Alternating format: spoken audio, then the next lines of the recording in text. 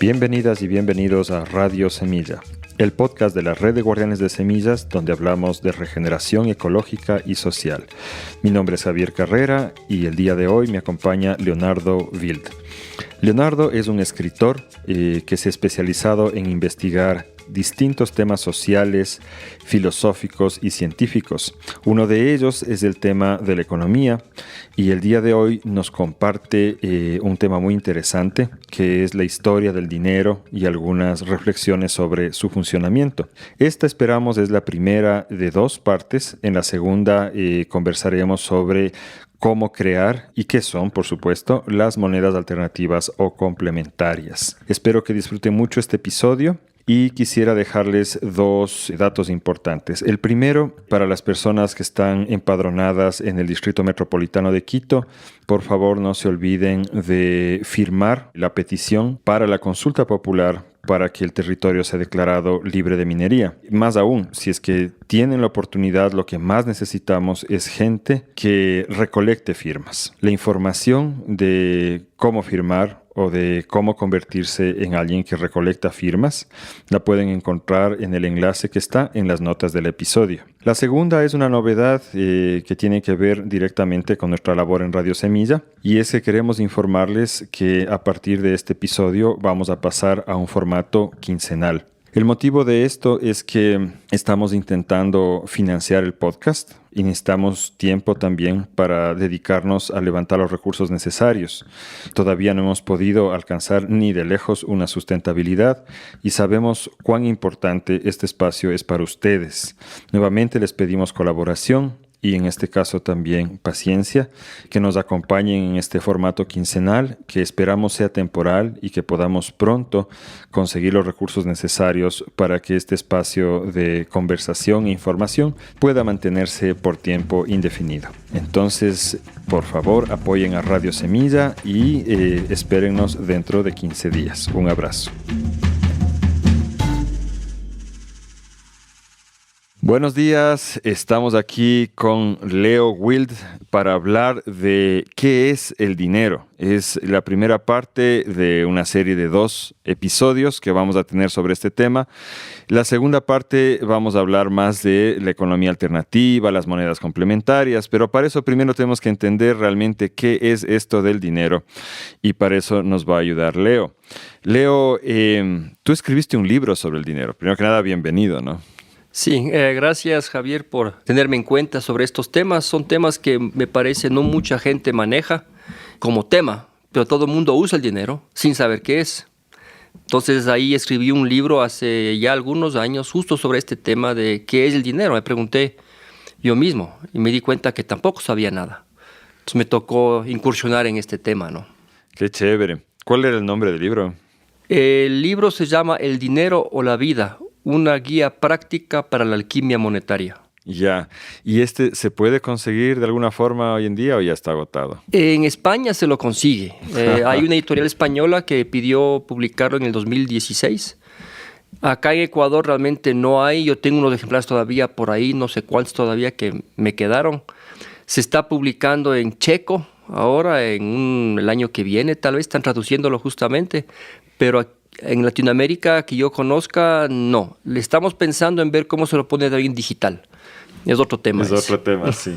Bueno, Leo, como siempre hacemos en Radio Semilla, quisiera conocer un poco de tu vida. Y como yo ya sé algunas cositas, sé que esto nos va a tomar un rato. Cuéntanos un poco quién eres, dónde naciste, cuál es tu historia y cómo llegaste a estos temas.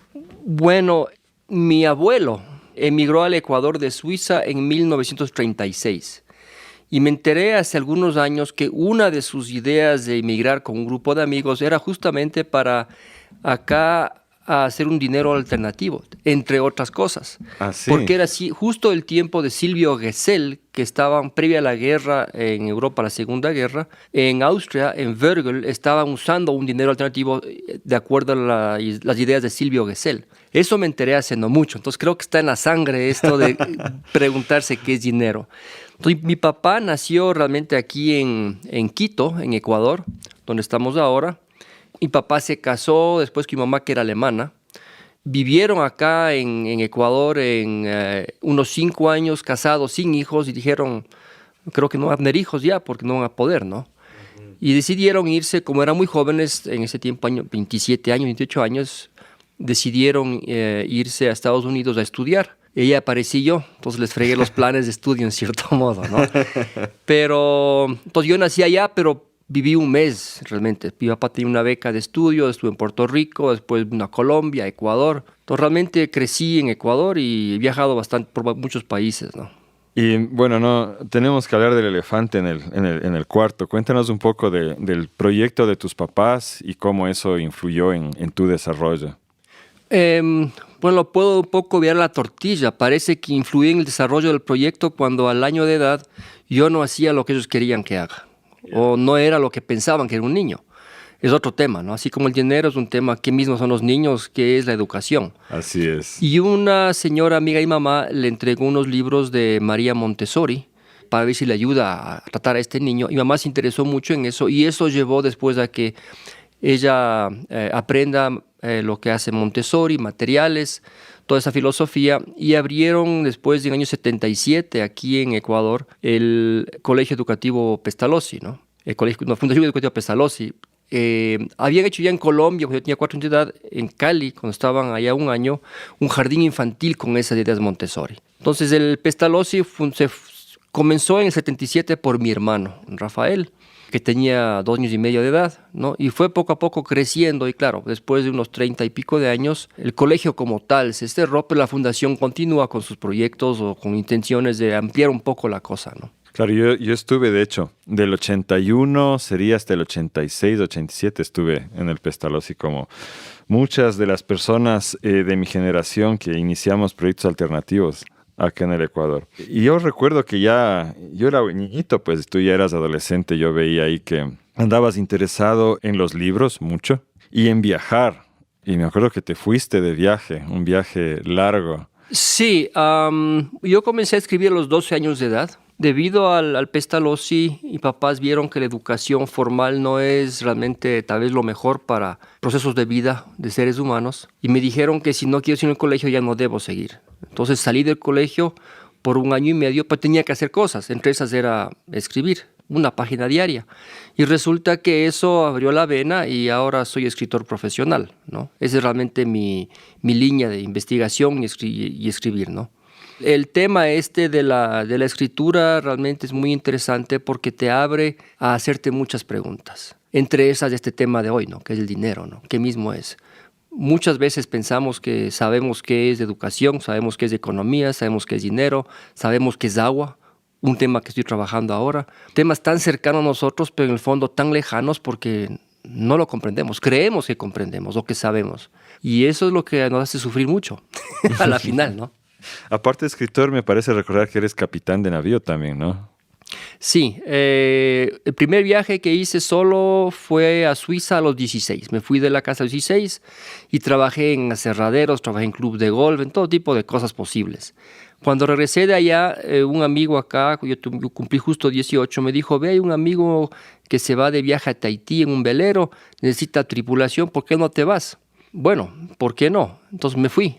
Y así fue como comencé a hacer las navegaciones de barcos a vela. En el fondo, creo que vivía a bordo de veleros unos 2 años y medio más o menos. En parte eso me ayudaba mucho porque si bien no me pagaban, me daban comida dormida y podía trabajar medio tiempo y el resto del tiempo escribía o leía. Buenazo. Debe haber sido toda una experiencia, ¿no? Debe haberte dejado legados importantes ahí. Sí. Es otro mundo realmente, ¿no? Eso de depender de las corrientes marítimas y de los vientos para irte a donde quieres ir.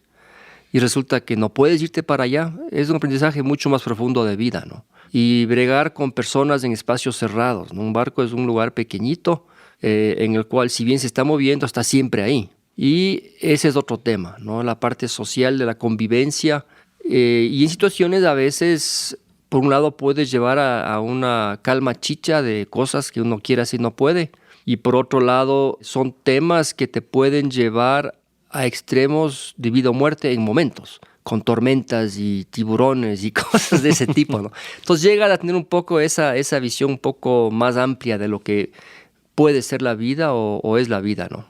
Es como una frontera, ¿no? Digo, son estos momentos, estos espacios donde salimos tanto de la cotidianidad y nos exponemos a situaciones que no sabemos necesariamente cómo controlar y que antes la humanidad continuamente se enfrentaba a este tipo de retos, de fronteras, pero en el mundo actual prácticamente no existe. Está todo ya tan domesticado alrededor nuestro que hay unos pocos espacios como este que mencionas, de la navegación a vela, donde todavía nos enfrentamos a nosotros mismos. Y hay quien dice que esa es la única forma realmente de llegar a conocerse, ¿no?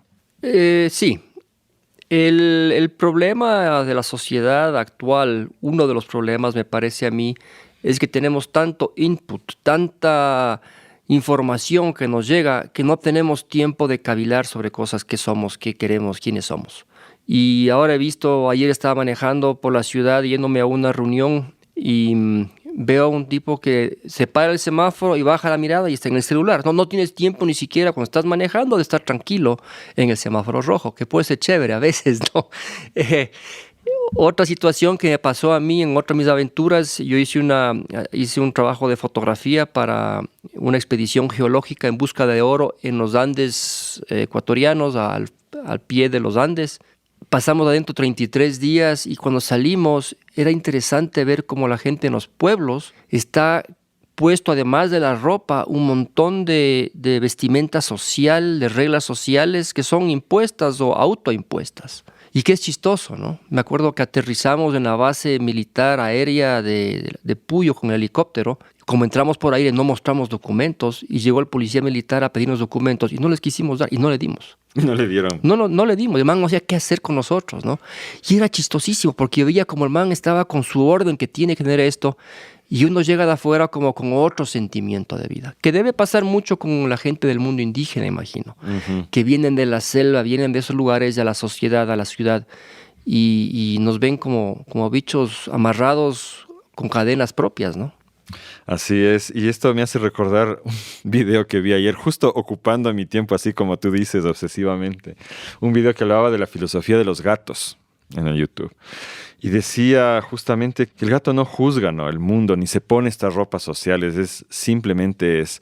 Pero que el gato también tiene esta capacidad de estar consigo mismo indefinidamente, mientras que nosotros no, que a nosotros nos cuesta mucho la soledad y el enfrentarnos a quienes realmente somos. Y por eso llenamos el espacio con cualquier cosa. Y si no hay alguien alrededor nuestro que nos llene el espacio, entonces prendemos las redes sociales del teléfono para distraernos continuamente y evitar ese encuentro con uno mismo. Que sin embargo parece que tú lo has ido a buscar, ese encuentro contigo mismo, ¿no? No lo has evitado. Bueno, no lo hice para encontrarme. Esa es la otra. Era una situación en la vida en la cual yo estuve en ese tiempo justo escribiendo y me gustaba mucho la idea de las aventuras. Entonces yo escribía sobre aventuras que quisiera tener. Entonces siempre la imaginación quería irse a ese mundo de las aventuras, del salvaje oeste, de lo que ves en otros libros de ciencia ficción, otros planetas, quién sabe, ¿no? Y cuando hubo esta oportunidad de irse de viaje en un velero, que era otra cosa que me encantaba, leía Jack London, esos viajes en veleros, Joseph Conrad, todo eso, dije, bueno, si hay un chance de eso, ¿por qué no? Como digo, no era para buscarme a mí mismo, pero resulta que eso es lo que empieza a ocurrir, ¿no? Cuando uno se lanza ese tipo de cosas. No es que uno busca, yo no he estado buscando como otros que se lanzan de helicópteros con un traje para bajársela a pocos metros de una pared a 100 y pico por hora, ¿no? Eso es otro tipo. Yo creo que no tienes tiempo de pensar ahí más bien, ¿no? En un velero es otra cosa. Tienes horas y horas de estar solo, viendo el mar, cuidando los barcos. Si te equivocas puedes matar a todo el mundo. Entonces hay que estar presente, pero al mismo tiempo tienes el tiempo de estar contigo, ¿no? Y de meditar. Sí, o sea, no queda otra. Esto de meditar me desvío un poquito así. A mí me da curiosidad un tema, ¿no? Cuando yo primero conocí el concepto de meditar, así de Guambrito, era el filósofo europeo del siglo XVIII, XIX, que se iba a caminar por el campo con un tema en la cabeza y le daba vueltas, ¿no? Era Goethe, por ejemplo, pensando así, ¿no es cierto? Y luego vino esta otra idea de meditar, que es la idea oriental, y que me parece que es un poco lo contrario, porque más bien es ahí ponerte en posición de loto y vaciar la cabeza de cualquier pensamiento. Y es muy curioso que estos dos términos que aparecen contradictorios tengan el mismo nombre, meditar. ¿Qué opinas tú de esto? Es como tantos términos.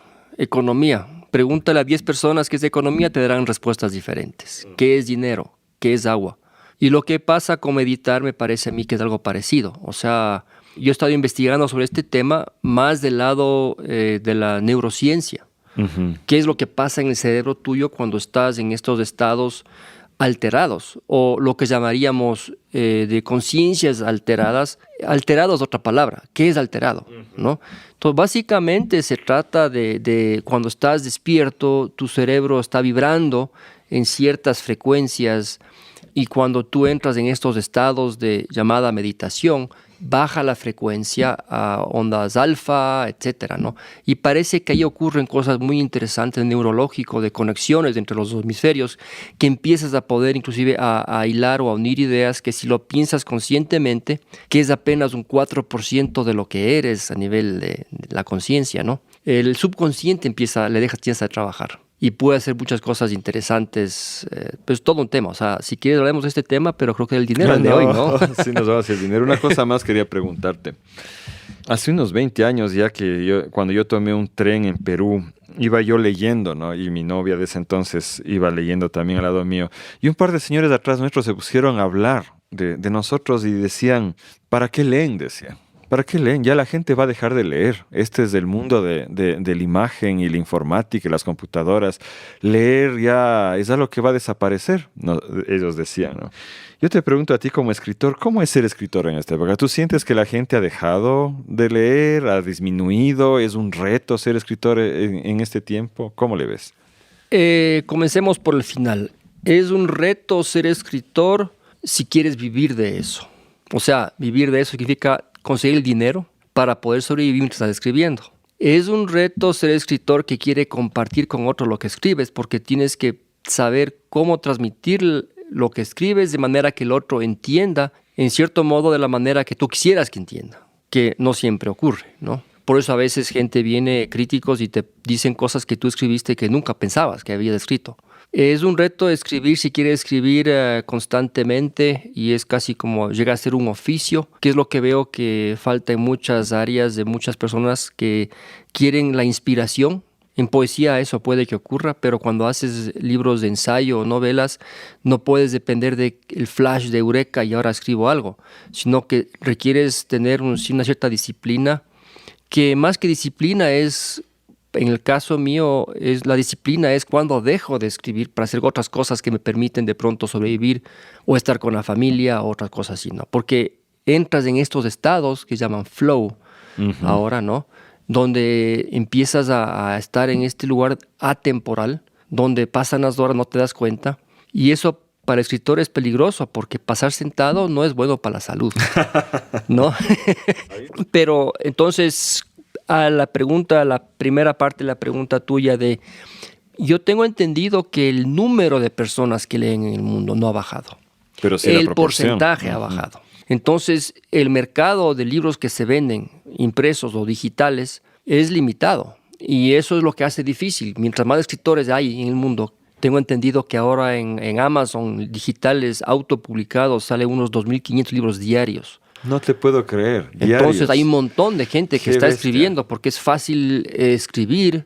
La pregunta es cuánto de eso es algo que realmente otro puede asimilar. Ajá, y la calidad, ¿no? Sí, hay una ley en ciencia ficción, la ley de Sturgeon, Theodore Sturgeon, que es el 90% de todo es basura. Yeah. Especialmente en la ciencia ficción, decía él. Pero aplica a todo. He visto en la literatura literaria, thrillers, todo. Es un porcentaje bastante pequeño de escritores que se dan el tiempo para realmente incursionar en el oficio y en ponerse en zapatos del lector. Y un lector imaginario, además de eso, que es la otra dificultad. Y que tienes que definir más o menos eso de definir cuál es tu público, ¿no? Sí. Y eso, por ejemplo, pasando a este tipo del libro del dinero, el público mío, cuando escribí el libro del dinero, el ensayo, ¿no? El dinero a la vida, era un libro que me pidió la Fundación Pachamama que lo haga cuando me habían hecho una pregunta. Yo hacía consultoría pro bono con ellos de dineros complementarios alternativos para sus proyectos y me preguntaban, ¿este proyecto de acá vale la pena o no vale la pena? Entonces dije, mira, hay diferentes diseños monetarios. Cada dinero, cada diseño te genera otro resultado. La pregunta es, ¿qué resultado quieres tú? Y no es que haya algo bueno o malo en ese sentido per se, sino qué es lo que quisieras que ocurra. Entonces hicimos el libro realmente es comprender el dinero, un poco lo que queremos hacer ahora. Y por otro lado, la segunda parte era, ok, ahora que sé qué es dinero, ¿cómo puedo diseñarlo para que haya el resultado que yo quiero? Cuéntanos qué es el dinero. Tratemos de hacerle... Tú lo haces bastante chévere, así entretenido, como una historia que se va desarrollando. ¿Qué es? ¿Cómo surge el dinero?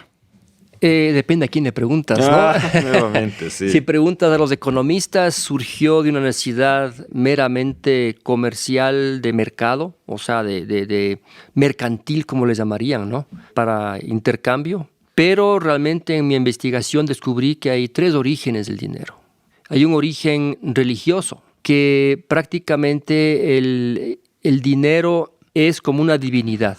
De hecho, en Roma, la diosa Juno Moneta, la diosa de la fertilidad Moneta, ahí se imprimían las monedas de Roma, ¿no? En ese tiempo. Y se decía que eran las cadenas de oro que las sujetaban, que es lo que hizo que el oro llegue a la tierra. El oro como un metal precioso que no se daña, que es atemporal en el fondo, que dura en el tiempo, eso es un asunto de religiosa, ¿no? ¿Cómo puede ser algo eterno, ¿no? La eternidad. La característica que tiene es esa, que no se degrada, ¿no? No se oxida, no le pasa nada. No le pasa nada, es muy maleable, ¿no? Y puedes realmente al oro como metal, lo puedes dar muchas formas, le puedes subdividir y esas son condiciones para que algo pueda ser dinero, ¿no? Encima brilla. Sí. Ahí tienes el otro origen antropológico. Las reglas que inclusive hoy en día existen, ¿no? En ciertos grupos indígenas en el oriente ecuatoriano, peruano, brasilero, donde todavía rigen ciertas reglas como el ojo por ojo, ¿no? Que era muy común en muchos lugares, ojo por ojo. Si mataste a mi hermano, tengo que matarte a ti, tengo el derecho de hacerlo.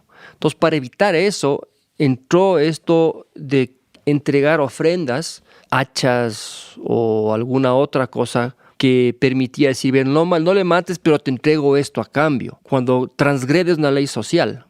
O sea, esto de la muerte es como un ejemplo de ley social. Como que ha sido una ley transgredida. social, ¿no? Y por hoy en día, si tú lo ves, cuando te pasa un semáforo en rojo, pagas con dinero. Estás haciendo esa función antropológica de transgresión social con un pago monetario. Y si otros en lugares te privan de la libertad, también es otra cosa, pero es lo que no querías, ¿no?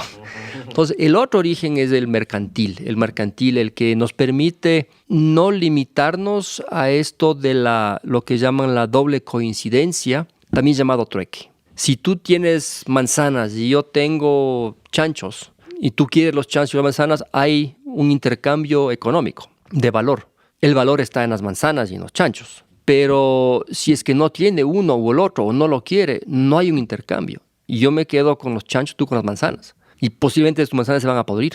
Sí, este tema me parece súper interesante a mí. Y esto, en el siglo que es 18, Adam Smith, escocés, que se considera el padre de la economía moderna, es considerado así más o menos, ¿no?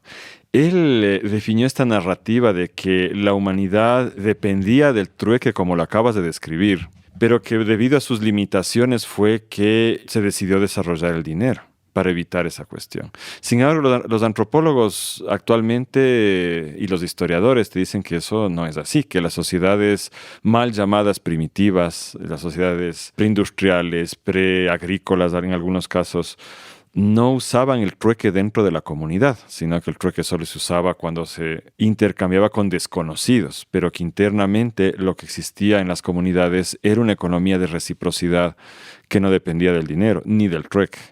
¿Qué has oído tú de esto? Sí, o sea, yo creo que no es un asunto único de una sociedad. Adam Smith estaba en eso equivocado. Primero, y lo digo, o sea, Adam Smith viene y me pega, ¿no? Pero lo digo por la investigación que hice, donde no es que hubo una decisión, hoy me falta una herramienta, hagámosla. En muchos casos de la tecnología, y ese fue el enfoque mío que le di a mi investigación del dinero como tecnología, las tecnologías llegan porque uno se encuentra con algo y dice, oye, me sirve para esto. Muchos de estos inventos, inclusive el dinero, fueron inventos a veces casuales o que ocurren sobre el tiempo, ¿no? Que se dieron cuenta de que, mira, esto va a funcionar de esta manera, ¿no? Realmente el dinero sí, o sea, permite eso de salirse de las limitaciones de la doble coincidencia. Demos un paso atrás. Tienes 3 tipos de economía. Una economía así macro, ¿no? Una economía que es la economía del obsequio. Es la que tú das sin esperar nada a cambio. Porque de pronto, de manera cultural, espiritual, sabes que algo te regresa, del universo te regresa esto, ¿no?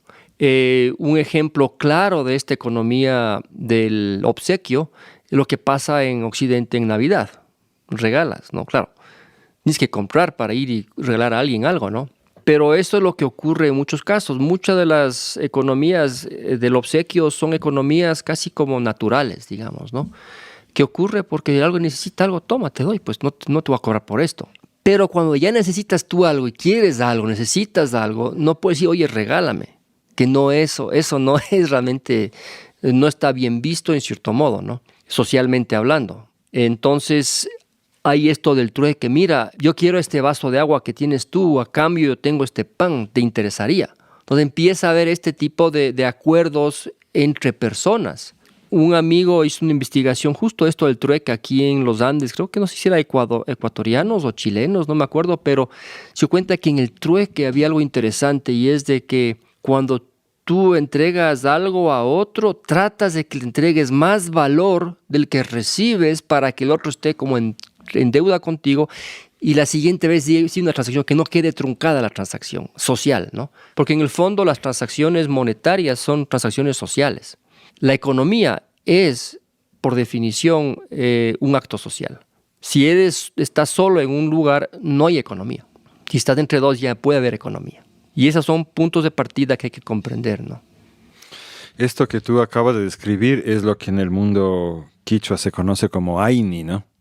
Y yo creo que nos falta investigar el tema, porque a mí me parece fascinante que cuando llegaron los invasores europeos acá a estas tierras, el Tahuantinsuyo entero funcionaba bajo un modelo de Aini ya complejizado, ¿no? Pero a nivel de las comunidades, el Aini era lo que regía por miles de años.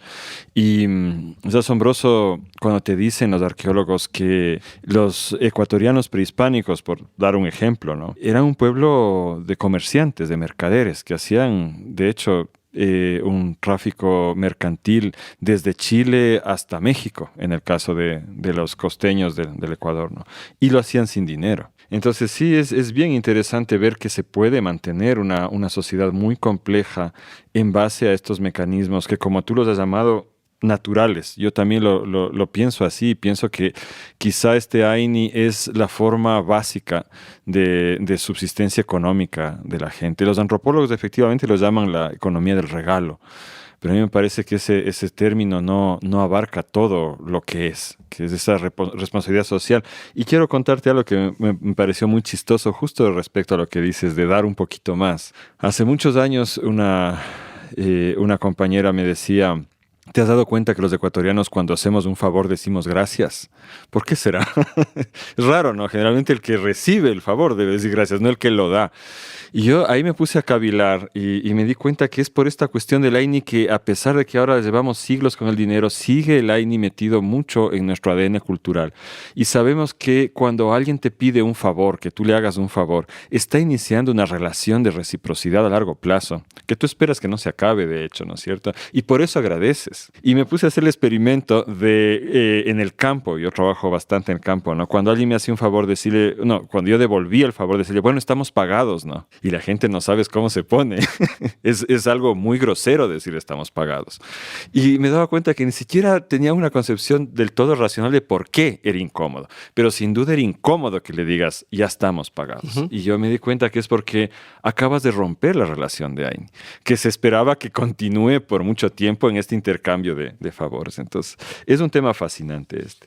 Nos decías que hay 3, este era uno de los... No, una economía es la del obsequio, uh-huh, que le llamo obsequio, porque tú entregas sin esperar nada de retorno de la persona a la que estás entregando.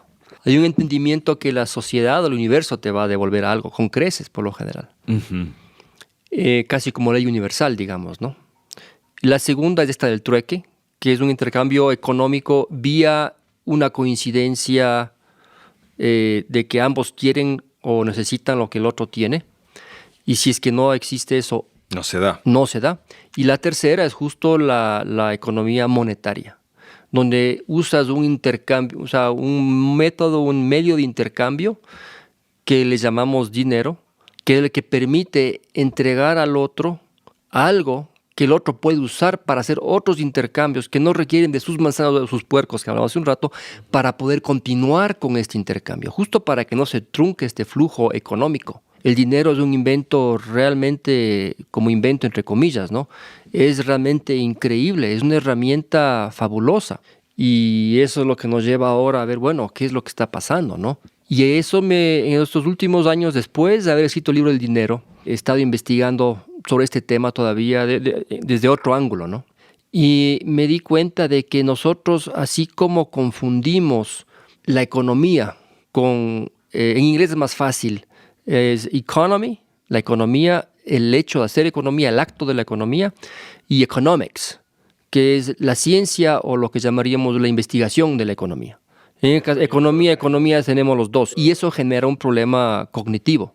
Pero si lo vemos desde el punto de vista de la economía como una práctica intelectual, de análisis, de lógica, la economía es una ciencia social, no es de ingeniería.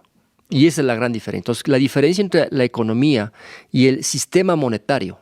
Claro, en nuestra mente generalmente es lo mismo, todo es no, lo mismo. Pero nomás. eso, entonces, claro, mete a todos los indígenas de Latinoamérica en un solo saco, todos son indígenas. No.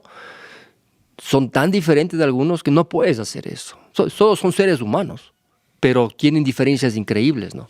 En cosmovisión, etc. Ahora, también tenemos la idea de que la economía, de la práctica económica de compra-venta, etc.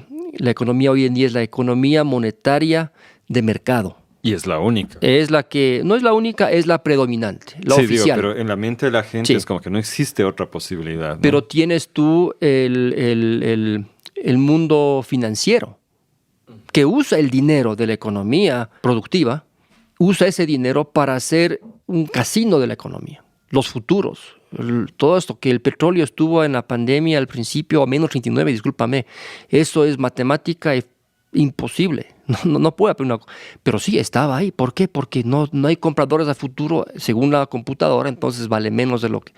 O sea, son absurdos que nosotros... sí, es normal. Eso no es natural. Puede ser normal, pero no es natural. Así como nos confundimos con el sistema monetario, con el sistema financiero y el sistema económico.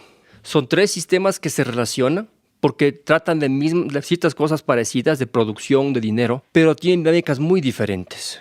Entonces, lo interesante aquí, si quieres te puedo hablar de ese tema un poco después, sobre la diferencia entre el mundo financiero, casino de la economía que le llamo yo, y la economía productiva. Definamos un poco, ya que estamos en eso, ¿cuáles son estas tres cosas en términos muy sencillos? O sea, tú tienes hoy en día lo que hablaba hace un rato, la economía de mercado monetaria, donde tú haces las transacciones económicas de intercambio de bienes y servicios usando un sistema monetario, dinero, en un concepto de mercado, donde tú produces para que la gente te pueda comprar, porque en el fondo lo que tú quieres es dinero. O sea, es cuando yo siembro lechugas y voy a la plaza y vendo mis lechugas. Pero no sabes cuánta gente te va a comprar, quién es nada. Es una economía muy ineficiente, que se dio como origen cuando tú tenías un exceso de producción y no vas a consumir tú, ibas al mercado y tú dabas el exceso, no lo que tú querías. Claro, la economía campesina fue así la mayor parte de la historia. Y eso generó los mercados. Pero hoy en día la economía actual, la de mercado, produce para mandar al mercado, aunque no necesite nadie. ¿No? Que es un absurdo, es muy ineficiente desde ese punto de vista, ¿no? Y yo he dado charlas sobre esto, la diferencia entre lo que sería una economía real y una economía de mercado, es otro tema. En este caso, lo que hay que diferenciar es que tú no tienes de economía, tú puedes entregar los regalos de Navidad a alguien sin cobrarle, porque es economía de obsequio. O puede ser un intercambio, como hace muy en día, hagamos intercambio de regalos. Quieren entrar el trueque a la economía de obsequio, y porque les falta dinero para comprar más regalos, ¿no? Pero lo que ocurre aquí es de que el dinero es una cosa, como una herramienta con sus características muy puntuales, y tiene el sistema monetario como tal. Y lo que ocurre hoy en día es de que el sistema monetario es el que está sobreponiéndose con monopolios sobre la posibilidad de que la gente haga su propio dinero para las transacciones locales, que es lo que llaman dineros locales, dineros alternativos o dineros regionales, ¿no? Que es otro tema que hablaremos en otro momento, pero para saber que el dinero como invento es diferente al sistema monetario que está dando las reglas de juego de cómo el dinero se debe mover y quién lo puede tener y de quién es el dueño. Es decir, que básicamente podríamos tener otras reglas de juego con el dinero, más adecuadas al bienestar de la población. No es que el dinero deriva necesariamente en las reglas que tenemos ahorita. No, y no es que debemos maldecir el dinero por el sistema monetario. Es como dices, bueno, maldices al profesor por trabajar en un sistema educativo. El profesor es una muy buena persona, discúlpame, pero está sujeto a las reglas del sistema educativo y tiene que comportarse de esa manera. Pero tú o nosotros como individuos podemos tener una relación muy diferente con el dinero. Y es lo que he estado investigando hoy en día, que es otro tema, que para algunos dicen, oh, no, Cruz, este man está ya yéndose por otro lado, está amando el dinero. No, en el universo lo que tú rechazas por ley universal no se queda contigo. Entonces, ¿por qué estás chiro, como dicen acá? ¿Por qué no tienes dinero? ¿Por qué eres pobre? Entre otras cosas, si tú te metieron en la cabeza de pronto por religión o por ideología, por esto de que el dinero es en sí malo, después, si tú piensas eso, no te va a llegar y no te preocupes, no vas a tener dinero. No te preocupes. No, eso va a ocurrir, eso es un hecho. Y esa diferencia, esa cosa casi metafísica del dinero es otro tema.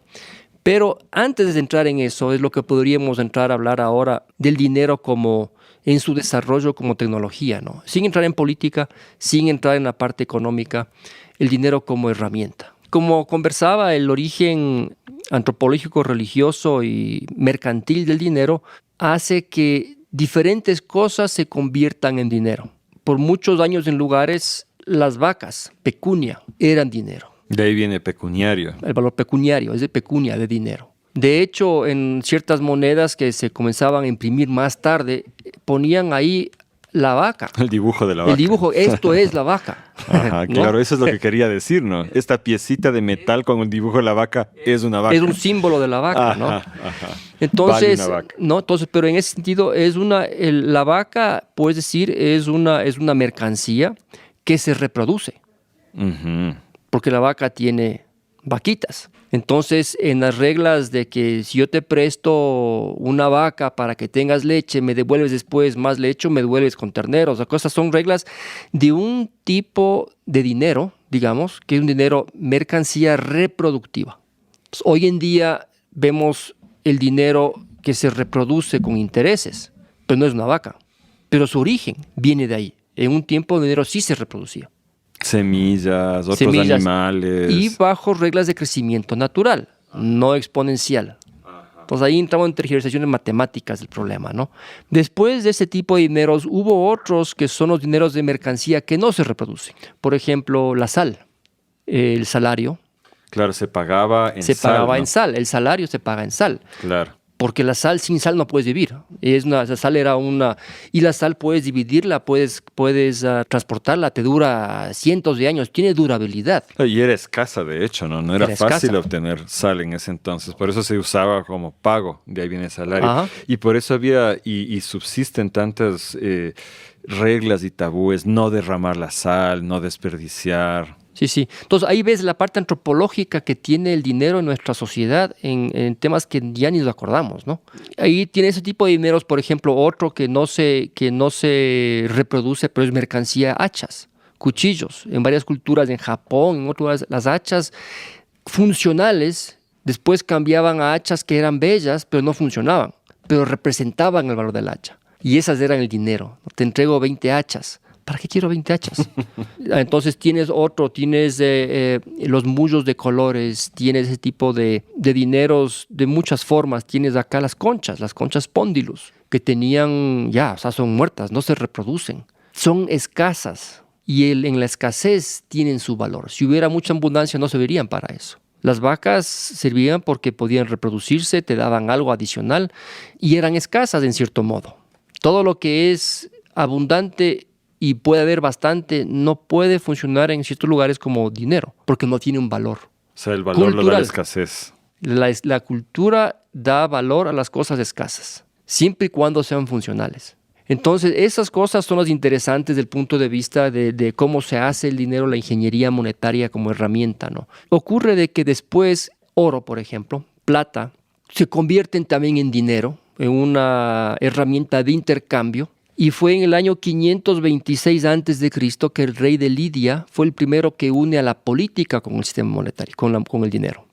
Él acuñó diciendo, este oro, que realmente era un oro con plata, es con un sello de real, garantizamos de que es puro. O sea, la garantía de la pureza La era garantía la de idea. la pureza de que realmente no es gato por liebre, digamos acá, ¿no? Como dicen, ¿no? O es plomo recubierto con oro y resulta que hay que morderla, atascar la moneda si es que es oro total o no. Pero eso lleva a que esta garantía de pureza después se convierte en una obligación de uso. No puse nada más que mi dinero. Que es diferente, es bien diferente eso, ¿no? Y ahí ves cómo la política empieza a incursionar en la sociedad de una manera de querer monopolizar ciertas cosas. Es todo un tema, ¿no? Es todo un tema esto, pero comprender estos fenómenos es importante. Después este dinero, cuando uno iba cargando oro, pesa. O sea, discúlpame, tienes bastante oro, te pueden robar, te quedas sin oro. Entonces comenzaron a ver estos dineros en papel que representan el valor. O sea, así como tenías una moneda con una figura de una vaca, que es la vaca, se fue abstrayendo un poco más y después tienes esa moneda. Te doy un papelito que vale tantas monedas o tanto oro. Eso empezaron los chinos, me parece, ¿no? Lo del billete. Los chinos, sí, ocurrió en varios lugares, ¿no? Yeah. Hay historias loquísimas sobre esto, ¿no? Tú hablabas de Adam Smith, de la economía, pero uno de los grandes mentalizadores del dinero que llevó a Goethe a escribir Faustus fue John Law y su hermano, escoceses también. Y en un juego de cartas con el príncipe de Orleans en Francia, era básicamente la mano derecha del rey de Francia en 1750, por ahí. El rey la corona andaba completamente endeudada al punto que iba a haber hasta posible guerra civil, colapso del feudalismo y todo eso. Endeudados porque la corona no producía realmente nada, ¿no? Que cogía y se gastaban todo, ¿no? Y llegó John Law con su hermano y en el casino dijeron al príncipe Orleans, pero mira, ¿por qué no hacemos esto de imprimir dinero que tiene su base en oro? Ustedes tienen colonias en Luisiana, en América, donde se está encontrando ya de España oro. Hagamos eso, o sea, imprimamos, y realmente la corona francesa logró pagar, cuando se generó este Banco Real de Francia, logró pagar todas sus deudas con estos billetes, estas notas promisorias de que recibirían el oro en función del oro de colonias de Luisiana. ¿Y lo tenían físicamente guardado en algún lugar ese oro o solo era la promesa de que iban a encontrar oro algún rato? En Luisiana nunca hubo oro. Ajá. Entonces ahí ves, es la alquimia que estamos hablando. Ajá. Es una manera agradable de decir que estaban mintiendo por la barba. No solo eso. O sea, ojalá encontremos oro en Luisiana y hasta eso imprimimos el billete. Los futuros, ahí viene todo el asunto de la bolsa después. En futuro valdrá tanto, hagámosla del negocio hoy. Ajá. ¿No? Pero es loquísimo porque lograron esta abundancia económica. Todo el mundo comenzó a hacer la economía.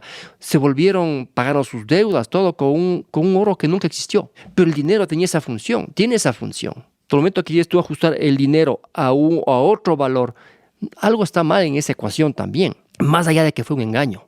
Resulta que a los 2 años la gente se preguntaba, bueno, justo lo que acabas de hacer, la pregunta, ¿y dónde está el oro de Luisiana? Y entonces, viendo que iba a haber una corrida al banco para sacar el oro con sus notas, cogieron a los 2,000 y pico de mendigos de París, les dieron picos, palas y les mandaron que marchen por la ciudad diciendo que van a Luisiana a traer el oro. Y los manes se fueron y volvieron así ya unos meses más tarde a sus propios puestos, vendieron sus picos y palas por una botella de vino, alguna cosa así. Y ese oro en Luisiana nunca hubo. Claro, John Law tuvo que escapar y acabó en Venecia, se hizo cura.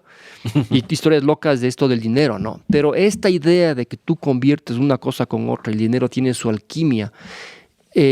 La idea de los alquimistas de la corte era justo eso, porque las cortes, como hablaba hace un rato, no producían realmente nada. Es todo vía impuestos, vía lo que los que trabajan, van entregando a ellos sus valores y estaban endeudados porque gastaban más de lo que recibían muchas veces. Y querían alquimistas no solo para medir la suerte del rey, de la reina y de sus personas que viven ahí, ¿no? En el castillo, sino que cómo puedo convertir todo ese plomo que tengo en oro para pagar mis deudas. Y de ahí viene la palabra alquimia. Y esto que hizo John Law, de convertir papel en valor de oro, que no existió. Imagina, discúlpame. O sea, y ese es el modus operandi que pasa hoy en día, ¿no? Y es el problema de los sistemas monetarios, que el valor que tienen detrás no es el valor que dicen que tienen detrás. Y nosotros no sabemos eso. Y cogemos una moneda de $20, cogemos una de $10, no moneda, sino un billete, o una de $1, y sabes que cuestan lo mismo. O sea, la impresión te cuesta lo mismo. Solo que uno dice aquí, este vale 20 o 100 y esta te vale 1. Por el numerito que está impreso ahí. Es valor de cara, es valor de costo. Y eso le llaman señoriaje. Yo pregunté, como un ejemplo, acá en Ecuador, Ecuador tiene el dólar, y le pregunté en ese tiempo a él, que era el director del Banco Central, y le pregunté, porque llegaban dineros acá de Estados Unidos, billetes nuevitos en avión, para que use el Ecuador, porque Ecuador no imprime ese dinero, lo imprimen en Estados Unidos. Y le pregunté, ¿y ese lo reciben valor de costo o valor de cara? Valor de cara. No me digas. Claro, o sea, el billete de 100 a 100. Pero que les compramos eso. Eso lo tienes y tienes que pagar los intereses frente a eso y todo eso. O sea, es un mundo, o sea, como si lo ves de un punto de vista, es súper fascinante los absurdos que vivimos por unos billetes que nadie sabe qué mismos son. Entonces, para que piensen, bueno, pero vamos a eso. Entonces, si vamos nosotros a la parte, bueno, ¿cómo diseño un dinero? ¿Qué elementos? Si tengo un foco, yo sé que tiene la boquilla, que tiene un filamento adentro, los focos que habían antes, ¿no? Y tienes ¿cómo se puede decir? Un vidrio que tiene un vacío adentro y eso es un foco, ¿no? ¿Se puede hacer eso con el dinero? ¿Se puede decir funciona así, asado, cocinado, como ingeniería o como un carburador? Y un poco fue eso lo que yo intenté comenzar a descubrir.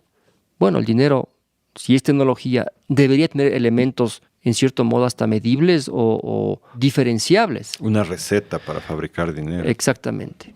Tiene que tener ciertos elementos. Un elemento básico sin el cual no puede haber dinero es lo que llamo el acuerdo social. Esto es dinero. Si yo no estoy de acuerdo en que me das tú acá un billete de Marte, no, yo no voy a aceptarlo. Entonces, la sociedad que está usando ese dinero tiene que estar de acuerdo de que eso es un dinero, que tiene esa función de dinero. Ahora, ahí el asunto de este acuerdo social está limitado muchas veces a jurisdicciones regionales y todo eso. O sea, el dinero aquí en unos países en Latinoamérica no vas a usar los yuanes o otro dinero de Asia porque no son dinero para intercambio. Por lo general, cada país tiene su propia moneda. Exactamente. Que es la de curso legal en todo el territorio. Exactamente. Uh-huh.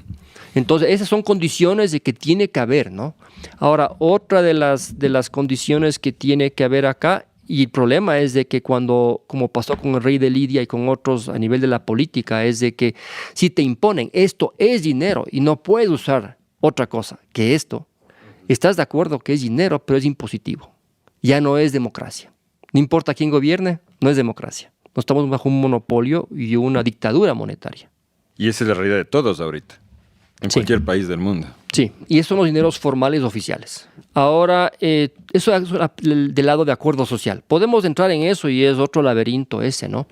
Pero tú tienes el otro lado, ¿cuáles son las funciones del dinero? Las funciones del dinero son aquellas que dice el dinero oficial hoy en día es, primero, tienes un medio de intercambio. Si no, no es dinero. Si no sirve para intercambiar, no es dinero. Eso es obvio. O sea, cuando lo dices, sí, claro, por supuesto, pero eso no es todo. El dinero hoy en día, el dinero oficial, tiene otra función que es un atesoramiento de valor. O sea, ese billete, esa moneda, esa te atesora, te guarda valor sobre el tiempo. Es decir, que puedes guardarlo. La parte de sobre el tiempo. Si es que me da el dinero hoy y se me daña el dinero de aquí para mañana, ya no me sirve como dinero. Prefiero manzanas o chanchos, ¿no? Que hablamos hace un rato, o vacas. Entonces, tiene que tener esa función de atesorar valor el dinero actual. Es lo que, entonces, si tú puedes tener un billete, pones en el banco, ese valor supuestamente se mantiene sobre el tiempo. Ahora, ¿qué ocurre? Que ese valor sobre el tiempo, si tú lo pones en un banco y dices, voy a multiplicarlo con intereses, que es otro tema. Entonces, claro, mucha gente coge ese dinero y si le sobra, porque no requiere para el día a día, para las compras de bienes y servicios para sobrevivir. Si le sobra, coge y pone y lo invierte o lo guarda. Las pólizas, todo eso, para que se multiplique como que fueran vacas. Pero resulta que esa póliza no se va a multiplicar. Alguien tiene que poner el extra ahí. Y tiene que salir de algún lado. Alguien de un lado sale. Entonces tiene esa función de atesoramiento de valor. Y la tercera función que tiene el dinero es la de medida de valor. Si no tenemos la medida de valor, no podemos hacer un intercambio de papas con chanchos o bananos con manzanas si queremos hacer este intercambio usando el dinero como intermediario. Entonces, es como que fuera un metro. Un metro te mide una distancia o una longitud, y el metro siempre tiene esa longitud. No es que el metro hoy tiene una longitud y mañana tiene otra, ¿no es cierto? Siempre que compramos algo, lo que queremos saber primerito es cuánto cuesta. O sea, medimos todo con el dólar en nuestro caso. En el dólar o cualquier dinero que tengas, es una medida de valor. ¿Cuánto te cuesta? Es medida. Ahora, el absurdo aquí, y aquí es donde vienen los problemas, digamos, del dinero, el sistema monetario actual. Y es que tienes tú la función de intercambio, cuya condición es que gastes o uses el dinero. El dinero como tal tiene un valor cultural, no es real valor, es cultural. El otro acepta como que tiene valor. Si yo hago contigo un intercambio, somos dos, tenemos $1, yo te compro algo a ti con ese dólar, tú me diste por valor de $1 algo real, me diste, no sé, una manzana, digamos, o tres aguacates. Exacto, ahí está. $1 los 3 aguacates. Los 3 aguacates, ¿no? $1. Ahora yo tengo otra cosa y tú coges ese dólar que te di yo y yo te vendo alguna otra cosa. Ese dólar se movió 2 veces y seguimos usando ese dólar. Mientras más se mueve, más valor real es transferido. Claro, porque vamos sumando los aguacates a las manzanas, a esto, a otro, con el mismo dólar. Con chulla dólar, como dicen aquí, con un solo dólar. Entonces, la masa monetaria es cuánto dinero hay y cuántas veces se mueve. Eso genera el movimiento de la economía, de intercambio, de producción, de bienes y servicios, etcétera, ¿no? Entonces, esos son parámetros interesantes. Entonces, el asunto es de que esta función, volviendo a repetirlo, porque a veces es difícil cacharle, de medio de intercambio, significa que tienes que usarlo para que te dé un valor real. Hay un cuento español, recuerdo, yo lo leí de niño en la enciclopedia del mundo de los niños, y eran 2 muchachos españoles que querían hacer algo de plata, vivían en un pueblito, y deciden llevar agua para vender en una peregrinación que había ahí a una eremita. Y en el camino a la eremita se mueren ellos de la sed y empiezan a comprarse con una monedita que tenían el agua el uno al otro. Si ahora yo tengo sed, ahora tú véndeme un vaso de agua, y ahora yo, y era la única moneda, tal como acabas de escribir tú.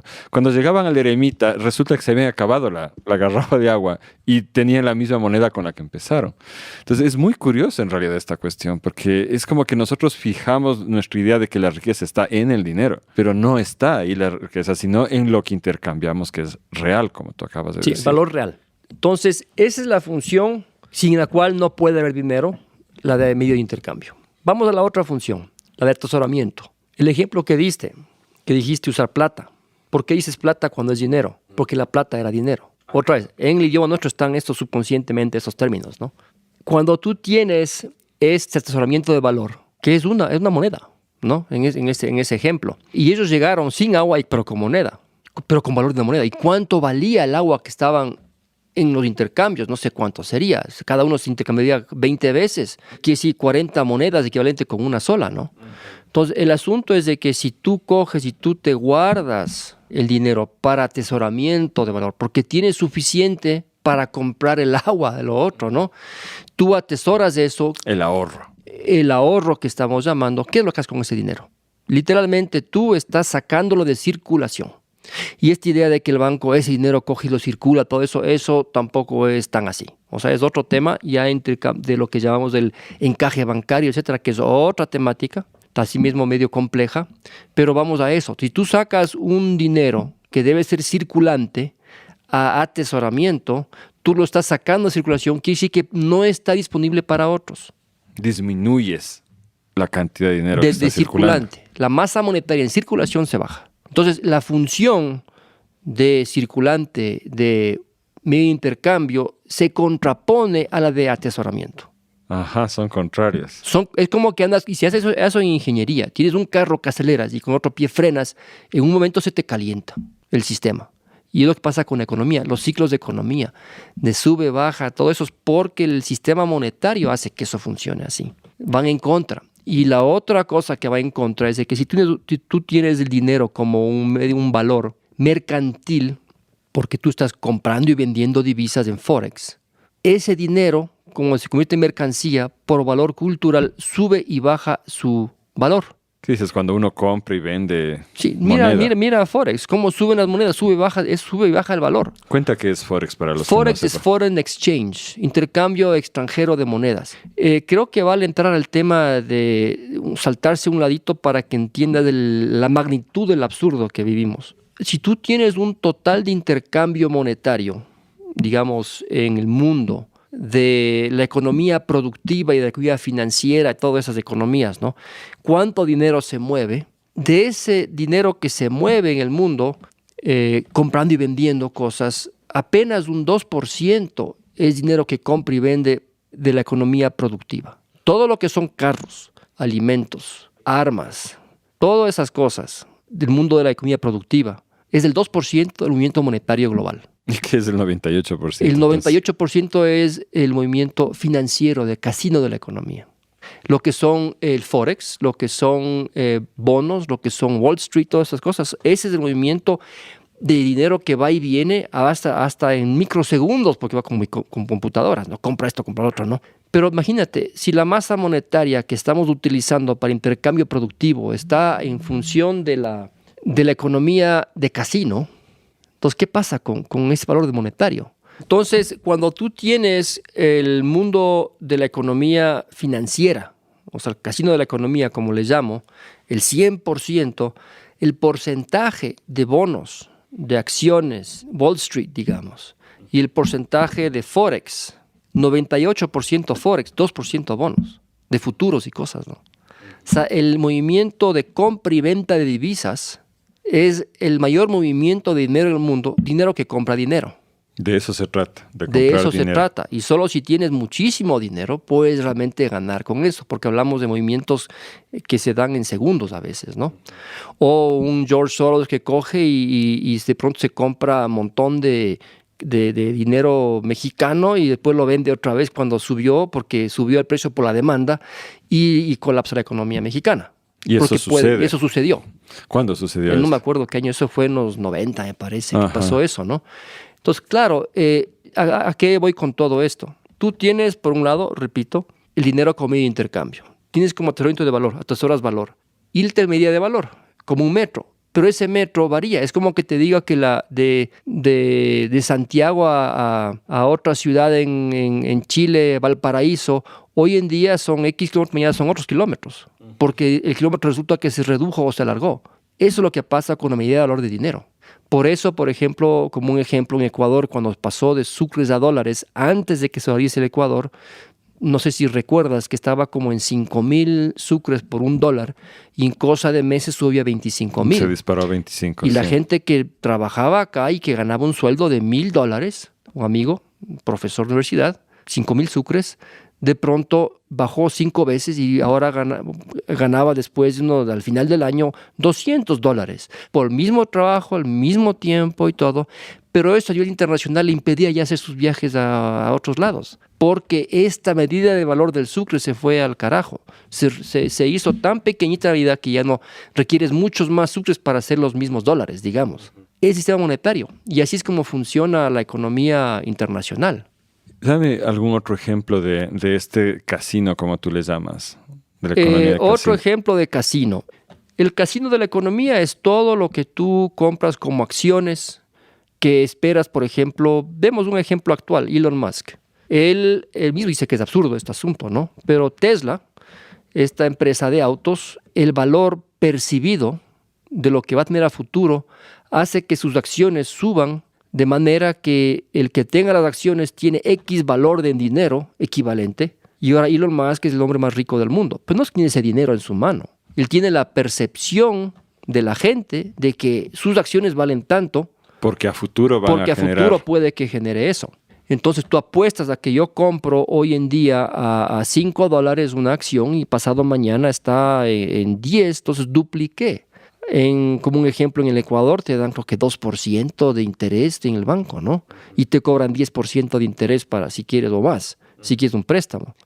Acá le pones tú en el casino y duplicas en pocos meses tu dinero, imagínate. Si es que te va bien, si es que realmente si es que te va responde y bien, no se derrumba. pues ahí es la apuesta. Eso yo casino. Apuesto a que se va rojo, se me gano, o rojo pierdo. ¿Tiene todo esto algo que ver con lo que está sucediendo ahorita con algunos de los servicios que tomaron fuerza en los últimos años, como Netflix, Uber, Airbnb, que de repente resulta que están endeudados en millones de dólares porque crecieron? O sea, lo único que hicieron fue invertir, porque se suponía que a futuro iban a tener un segmento del mercado importante y luego no llegaron a cumplir esas expectativas y ahora se están derrumbando. Sí, o sea, ese es parte del peligro de esta casino de la economía, ¿no? La banca siempre gana.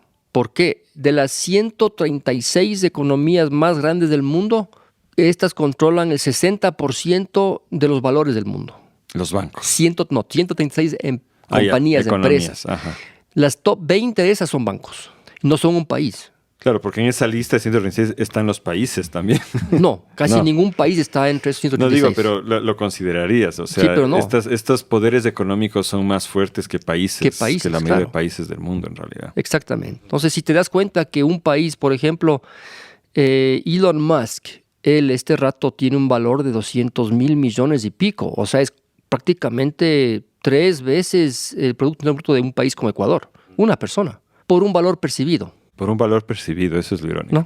No porque tenga tantos autos ya en las calles circulando, sino porque se piensa que va a llegar a tenerlo. Claro, y ahora vamos a la mentalidad de que Elon Musk, lo más rico del mundo, debe ser malo, porque es rico, porque tiene mucho dinero, o sea, percibido. Pero él mismo se ríe del absurdo. Él el primero que dice, eso es absurdo, pero bueno, aprovechemos, hagamos algo con esto, ¿no?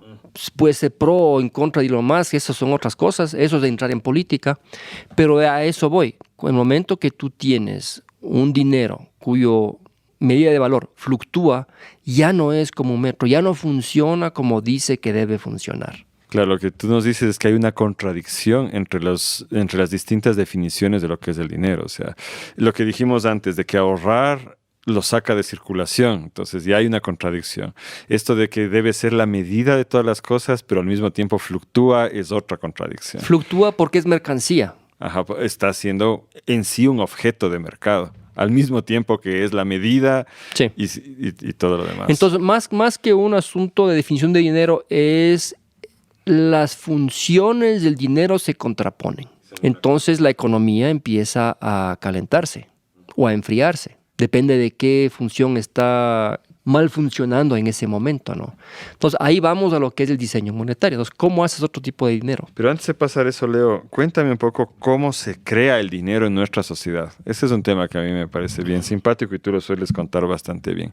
¿Quién hace el dinero? ¿De dónde surge? ¿Y a quién le pertenece? Porque también tú decías, nos hacías sacar en los talleres un billete. Sí. ¿De quién es ese billete? Nos decías. Ajá. Sí. Ese es el acuerdo social del dinero. ¿De quién es el billete o la moneda que tienes en tu bolsillo? Y la actitud que la gente tiene o la creencia es mío porque lo tengo, por posesión. Pero en el fondo eso no es cierto. Legalmente ese billete, esa moneda es del emisor. En nuestro caso del Ecuador, Estados Unidos de América. Para los billetes, para las monedas del Ecuador. Los sueltos los dieron acá al Ecuador. Sueltos que muchos no funcionan en Estados Unidos porque son sueltos ecuatorianos del dólar ecuatoriano en Ecuador. Ajá, o sea, sí, no puedes si voy con uno de allá. 5 centavos acá, no me cogen allá. Por jurisdicción, ¿no? Lo que hablaba, ¿no? Lo interesante aquí es de que este asunto de quién es el billete, dices, el dólar americano, ¿de quién es? La siguiente respuesta que he visto muchas veces es de Estados Unidos. Digo, ¿qué dice en el billete? Dice la Reserva Federal de Estados Unidos. Y que en Dios confía, ¿no? Ajá. La Reserva Federal de Estados Unidos, ¿qué es? Son 12 bancos privados. Ajá, no es del Estado, no es del gobierno de Estados Unidos. Ajá. Entonces, ahí vamos. Entonces, si no el gobierno entregó en 1912, 17, no me acuerdo el año, el derecho de la impresión de la moneda y del dinero oficial a la Reserva Federal, que eran 12 banqueros entre ellos la Rothschild, JP Morgan y otros, Warburg y otros más, ¿no? Que son los que generan la Reserva Federal y que son los que tienen el derecho de imprimir el dinero físico. Pero Estados Unidos, como gobierno, da la orden de impresión de dinero. Otra equivocación, la gente que el dinero que tiene un país, todo está impreso. Calculo ahora, no sé cómo sea, pero calculo que apenas 1 o 2% de la masa monetaria del mundo es dinero impreso. El resto todo es dinero contable. En la computadora. En la computadora digital. Entonces dan la orden a la reserva que imprima X número para que entre como circulante, porque el dinero físico por lo general es el que está como circulante y una parte lo tienen en bóvedas para cuando gente quiere circulante. Pero no es la reserva, el dinero en físico. Entonces este Banco Federal lo que hace con eso, entrega a los bancos comerciales privados, entrega este dinero físico para una reserva en dinero cash, o sea, dinero impreso, para la gente que requiere el dinero impreso, ¿no? Pero, ¿qué pasa? Cuando yo saco este dinero impreso que tengo yo en mi cuenta, ese dinero le llaman creado directamente por la Reserva Federal. Hablamos de Estados Unidos, ahí Europa, otros países, son pero bastante parecido en muchos sentidos. Pero en el caso del dólar americano, lo que ocurre es de que los bancos comerciales, la mayoría del dinero que tienen los bancos comerciales requieren un encaje bancario que es, en caso de una corrida bancaria, pueden tener un porcentaje que entregan en físico a la gente. Es decir, si la gente de repente se le ocurre que todos quieren sacar ese rato la plata. Se fregó el banco, porque no hay. Eso comenzó en el año 1780 y pico como problema con el Banco de Ámsterdam, que tenía el encaje bancario de los billetes en oro. Pero invertían ese oro, como banco comercial, invierte ese dinero apostando que los mercaderes que venían de África y otros lugares venían trayendo mercancías con sus barcos, todo eso, pero hubo la guerra, hubo tormentas, se hundieron muchos barcos y perdieron mucho, y eso generó de que realmente la cantidad de dinero, digamos, de oro, que era el dinero en ese tiempo, de oro que había en el Banco de Ámsterdam, en función de los billetes que estaban afuera, como notas promisorias, te prometen que te dan ese oro de vuelta, no había suficiente oro. Y fue lo que llevó al colapso del Banco de Ámsterdam. El primer gran colapso de bancos de esa índole. En ese entonces el billete se supone que representaba un oro real que estaba en el banco, pero había más billetes, más dinero en billetes de lo que había realmente en oro en el banco. Y el rato que la gente quiso cambiar, se jodió. Sí, decía, equivale a 8 onzas. Y adentro realmente de ese billete, si sumas todas las 8 onzas de todos los billetes, resulta que adentro no hay. Ese es el dinero, digamos, simbólico. Hay una historia interesante aquí. Cuando un ejército iba a coger, me parece que era en Montreal, estaban peleándose entre Inglaterra y Francia, ¿no? Y la pelea estaba en Canadá, lo que es Canadá ahora, ¿no? Y tenían que pagaban en oro a los militares, ¿no? A los soldados, pero no tenían, entonces le dieron notas promisorias. Imprimieron, dijeron, esto en el fuerte ahí en Montreal, ahí está el oro. Cuando cojamos del fuerte les pagamos en oro. O sea, no tenían el fuerte en realidad, estaba en manos de enemigas. El fuerte estaba en manos, pero te pago con dinero que está en el fuerte enemigo. Entonces, claro, otro incentivo para irse a pelear, ¿no? Porque si no, no tengo el oro. Y fue el primer billete, era 1600 algo, si no me acuerdo bien, que fue impreso literalmente para pagar un encaje, un simbólico de un oro que está en el fuerte de Montreal. Cuando llegaron a Montreal otra vez, ese oro ya no estaba ahí. Obvio. Pero siguió circulando los billetes. Siguieron pagando con eso, porque funcionaba.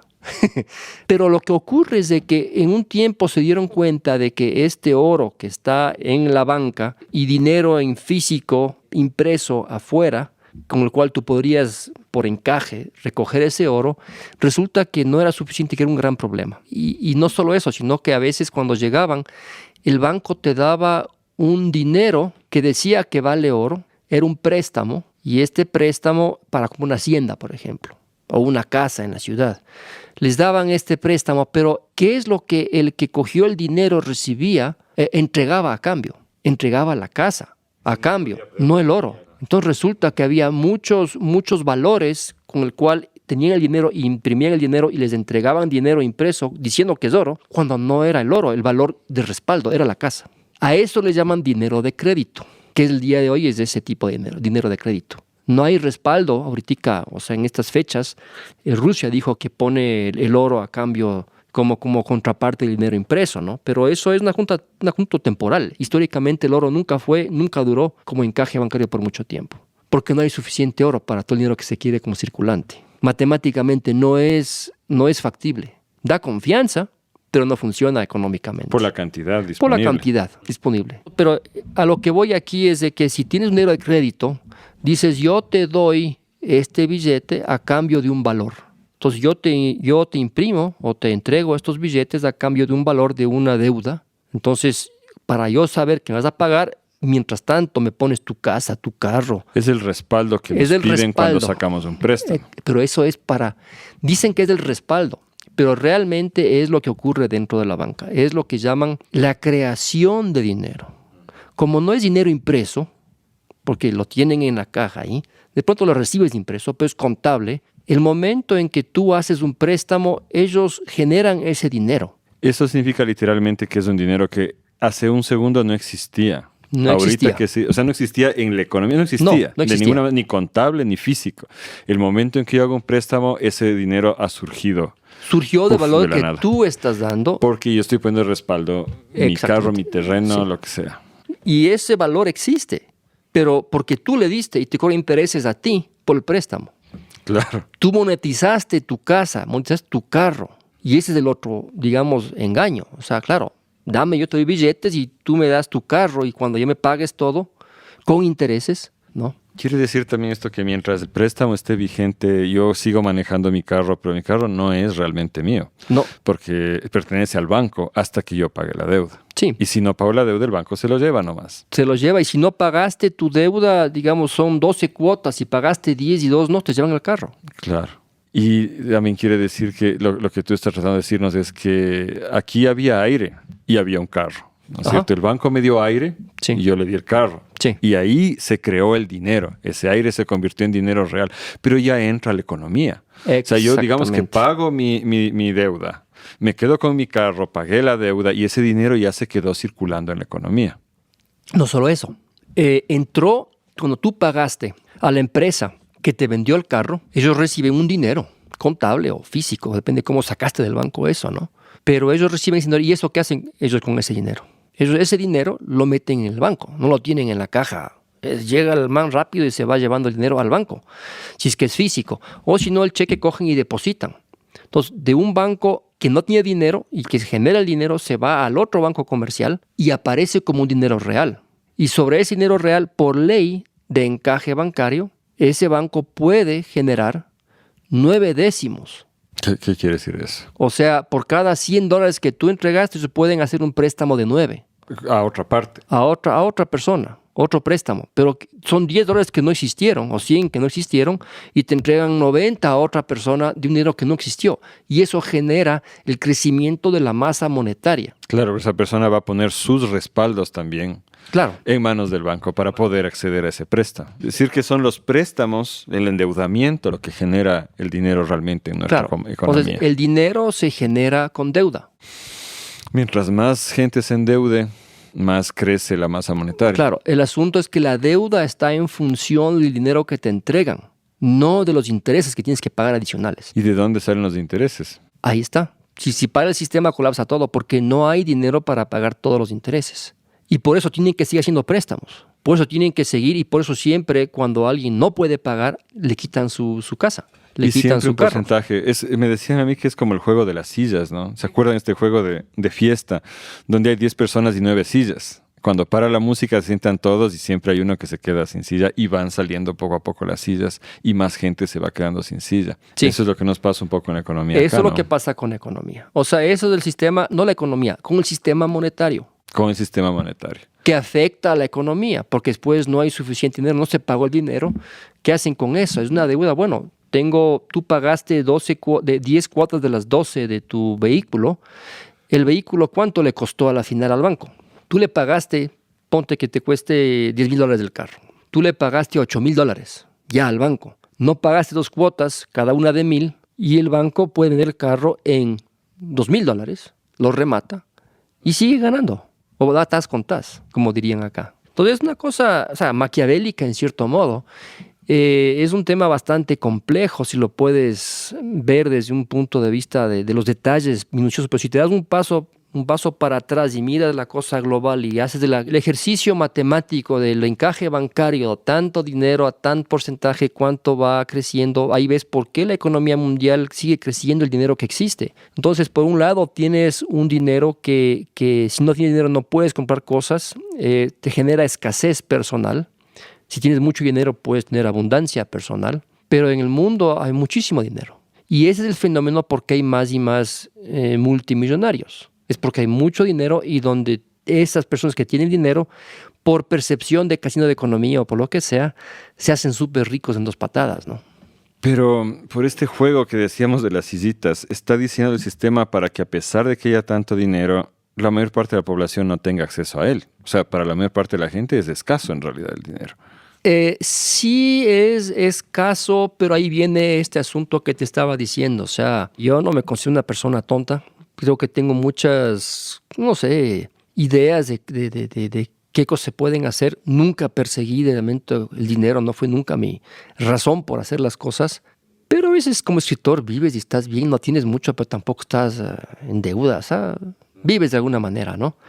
Pero resulta que pasaban cosas y me empezaba a entrar en esta espiral descendente económica y estaba cada vez más fregado económicamente. Y a pesar de que uno dice, bueno, a esas alturas de la vida ya tienes que saber cómo funciona. Escribí un libro sobre el tema, debo entender cómo funciona y algo no estaba funcionando. Y ahí es que en la investigación me di cuenta de este aspecto que conversaba en un principio, este asunto metafísico del dinero. Que si tú como actitud frente a cualquier cosa, frente a tu pelada, a tu carro, a tu casa, al dinero, al universo, niegas o lo odias o lo desechas por fuerzas, digamos, universales, no viene a ti eso. Entonces, parte de la mentalidad que veo yo que quieren que exista en el mundo es el juego psicológico de que primero odies a los ricos porque todos los ricos son malos. O el dinero porque si tienes mucho dinero te haces rico y por eso eres malo. Esas psicologías que existen ahí hace que la población en general empiece a tener aversión a tener dinero y por eso por metafísica no lo tiene. Y por eso gente que de pronto son unos hijos de su madre tienen muchísimo, es porque es lo que buscan y por lo universal les llega.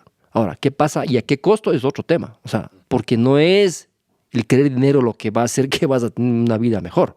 Vas a tener mucho dinero, pero pues una vida que después te matan por haber hecho cosas ilegales y quién sabe, ¿no? No, incluso si no has hecho cosas ilegales, ya sabemos que no es el dinero en sí el que te va a traer el bienestar, sino otras cosas, ¿no es cierto? Pero el dinero, hoy en día, en nuestra economía, volviendo a lo que hablamos en un principio, en una economía de mercado monetaria, si no tienes dinero no puedes sobrevivir, no puedes vivir bien. Entonces es casi como un harikiri que estamos cometiendo emocional, decir estas cosas de que el dinero no era feliz, pues no lo persigo o no lo necesito, discúlpame, eso no es cierto. Claro, nuestra economía en no nuestra es economía, así. Si fuera otra economía no es cierto, pero en esta economía eso no es cierto. Lo que quería acotar a lo que dices es, más allá de eso, de que pienso que hay una realidad, que cuando uno se mete en una mentalidad de escasez, de una narrativa de escasez, eso es lo que vive, la escasez. Estoy de acuerdo con eso. Pero también tenemos que ser conscientes, creo, de que vivimos en una realidad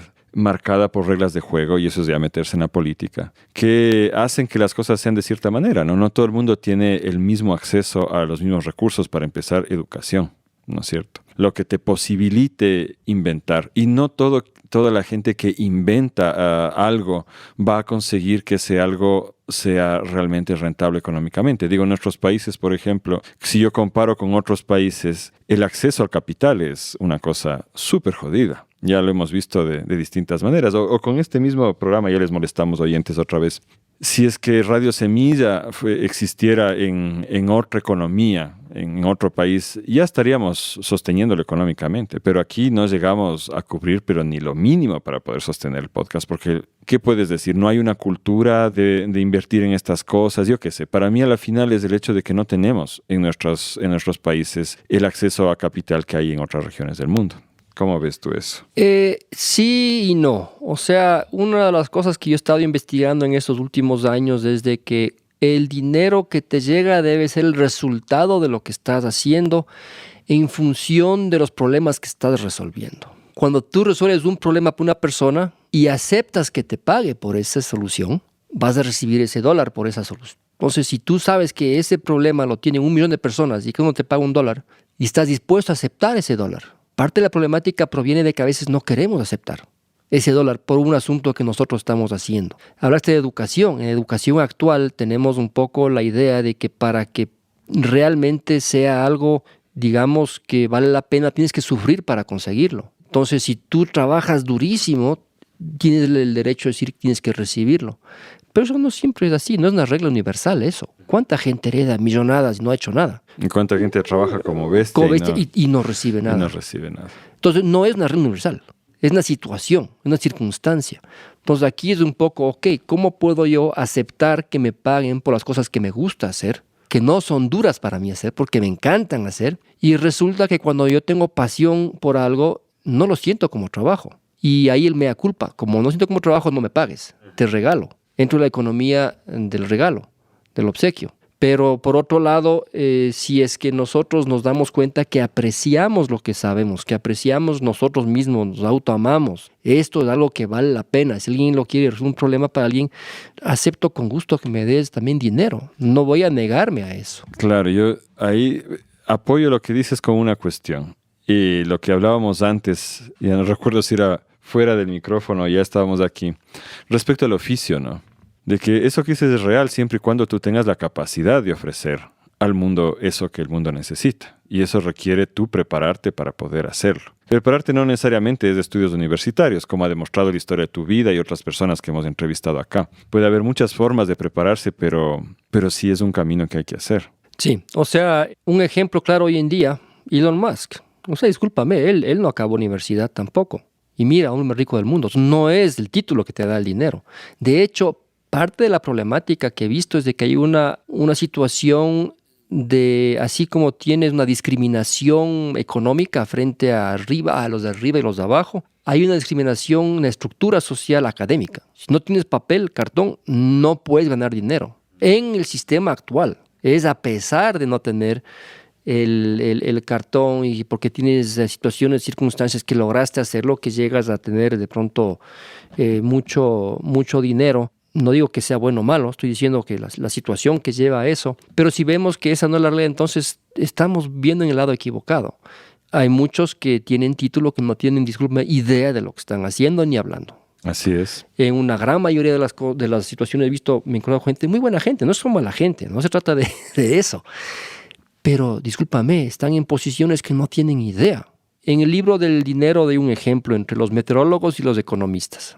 El meteorólogo trata de predecir el clima y a veces le da, a veces no le da. El economista trata de predecir la economía y además le pagan para que ocurra lo que dice, ¿no? Entonces, y además no solo eso, sino dice. Que quiere cambiar la economía, ¿no? De acuerdo a su filosofía, en política, lo que sea. Pero todas estas cosas son aspectos sociales y si vemos a nosotros al dinero como una herramienta, como decimos que tiene sus funciones, sus acuerdos sociales, nos damos cuenta entonces que nosotros estamos frente a un invento a la final de la humanidad que nos podría permitir realmente salirnos de muchos problemas, de las limitaciones de la doble coincidencia, cuando no hay lo que el otro quiere y viceversa, no puede hacer intercambio económico y no hay esperar que te regalen todo, que es la otra mentalidad que tienen muchos, o sea, dame porque no tengo. Y la otra es el sentirse mal de hay que dar a otros, pero si no tienes, ¿cómo quieres dar a otros? Si no tienes abundancia tú mismo, ¿cómo vas a querer dar a otros algo que no tienes tú? Entonces la responsabilidad de uno es cómo generar abundancia, no digo necesariamente monetaria, es una abundancia en tu vida para poder dar a otros, ¿no? Chévere, Leo. Estamos ya sobre el tiempo y vamos a dejar para una próxima entrevista el tema de cómo diseñar las monedas. Si te parece, no sé si quieres decirnos algo para cerrar el tema del día de hoy. Sí, sobre esto de los diseños monetarios, otra vez lo que dijiste hace un rato, hay que saber hacerlo para que funcione. Y lo que ocurre, lo que he visto muchas veces es que dicen, quiero un dinero diferente que no sea el formal, pero ni siquiera sabes cómo funciona el formal, ni por qué salirse de eso o por qué cambiar o en qué no funciona. Es como cuando veías los aparatos de Leonardo da Vinci que quería salir volando y tiene sus diseños. Está bien como idea, como concepto, pero si coges uno de esos aparatos y te lanzas por la peña, te vas a matar. No te va a funcionar.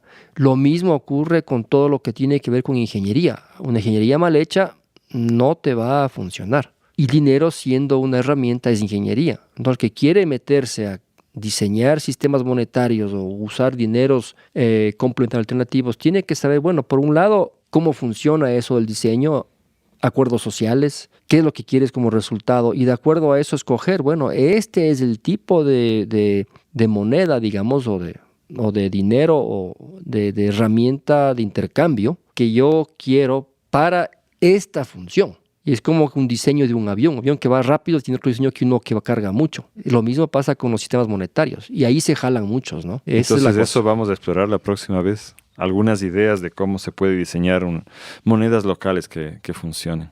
Entonces, queridos y queridas oyentes, no sé si quedaron aún más confundidos y confundidas que antes, pero es un tema que, bueno, es esencial que lo vayamos entendiendo porque, como dijimos, a la final, en el mundo en que vivimos ahora, todos y todas dependemos del dinero. Muchas gracias, Leo.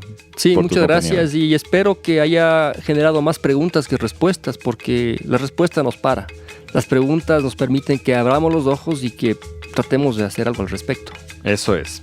Nos vemos la próxima semana.